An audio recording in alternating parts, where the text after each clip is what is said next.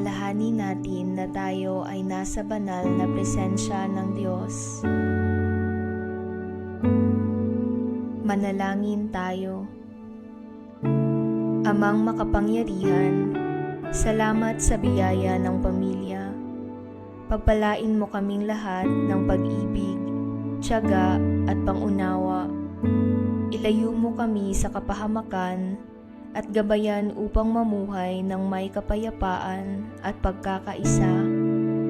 Tulungan mo kaming maging sandigan ng isa't isa sa panahon ng kasiyahan at lalo na sa oras ng pagsubok. Naway mapuno ang aming tahanan ng kabutihan, pagpapatawad at pananampalataya sa iyo. Panginoon, buong tiwala naming inihahabilin sa iyo ang aming pamilya. Amen.